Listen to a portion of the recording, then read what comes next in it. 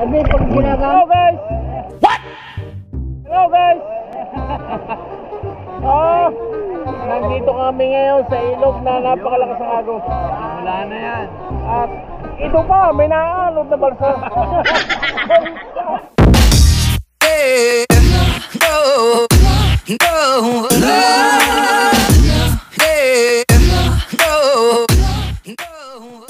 Ayan, maligayang pagbabalik po dito sa ating YouTube channel, Pinoy Seaman TV.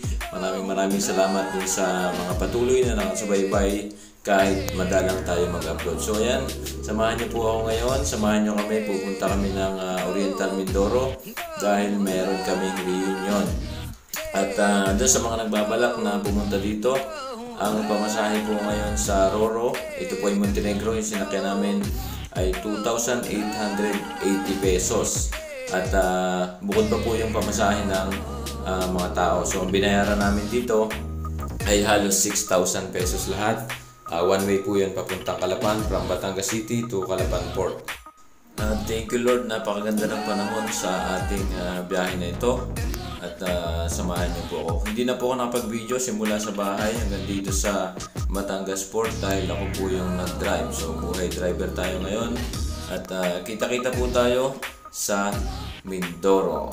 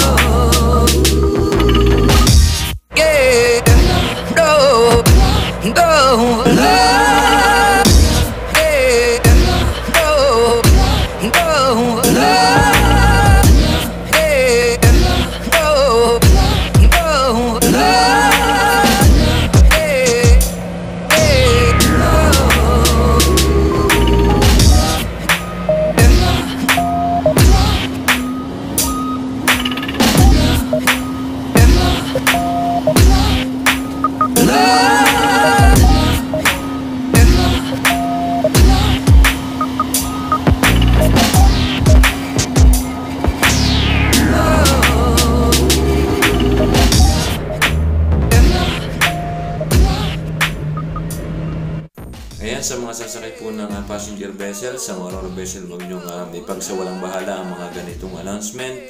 At ito po ay mahalaga kung sakali magkaroon ng emergency, alam nyo yung inyong gagawin o kung saan kayo pupunta. At ayan, sa wakas po ay nakadaong na yung barko natin dito sa Calapan Port. Maghihintay na lamang po tayo ng signal para po tayo ay makababa dito. Shoutout po sa lahat ng officers and crew ng Reyna Immaculada. Ito po yung sinakyan natin papunta dito sa Calapan. Go!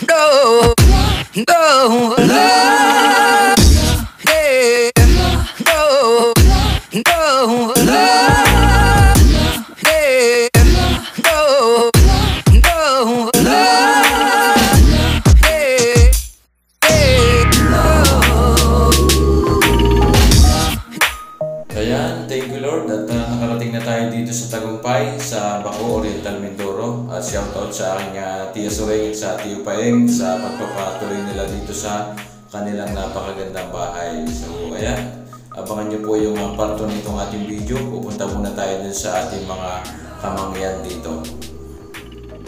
Ayan, kasama ko dito ang aking ama at hahanapin namin yung aking mga kamukha dito. Yung mga mangyan na nagtatabas dito sa lupa ng aking ama. At titingnan natin yung kanyang lupa dito.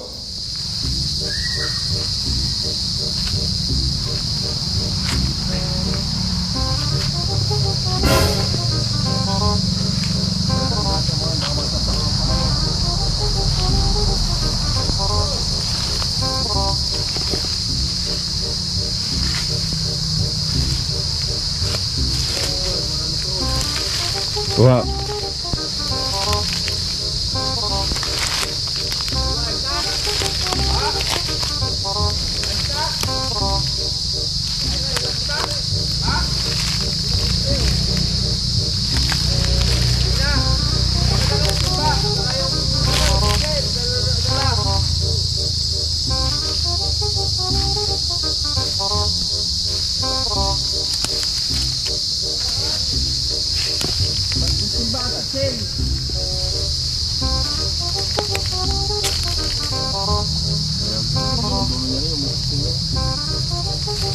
Kalapad pala nito ha.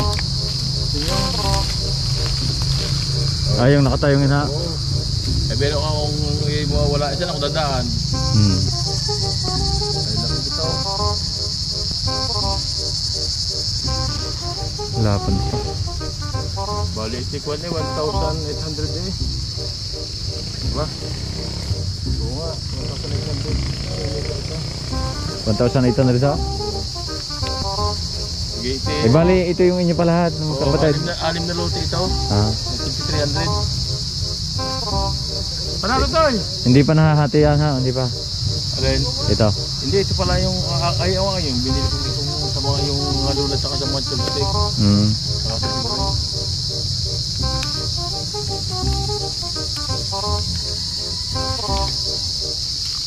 Yan na, pag yan. Kaya na yan, mga ibang damong maliit. Nagawan. Ha? Ang mga niya sa may kawayan eh. Ang ganda o, may kawayan. Shout out. 300 daw yung isa. Oh. 5 6 7 tawag na kayo. 8 9. Sige, ayan simba ka na. Oh, anak ko ito. Ito. Ito. Nagtatawad na ang aking kumpare.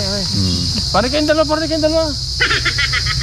Pare pagka may gustong patayin ng bunot, ito lang ang tawagin natin. Yun. Tatayin ng bunot. Pagpilyo, patayin ng bunot. Yan, yari kayo dyan. Pagpilyo, paihin ng karayom. Ito yung mga kamangyan namin dito. Kaya Ito, may hawak ng mga mag-ingat kapon. kayo.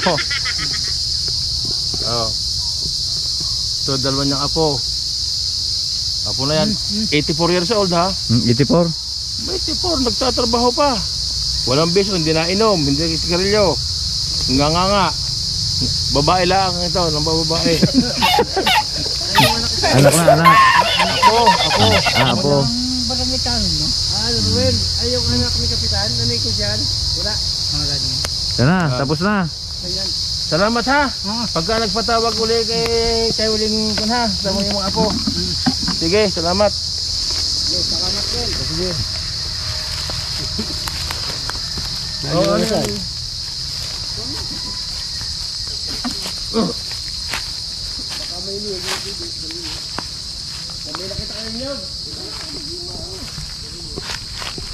Yan, lahat ng nakikita nyo yan. Yan. Hanggang doon.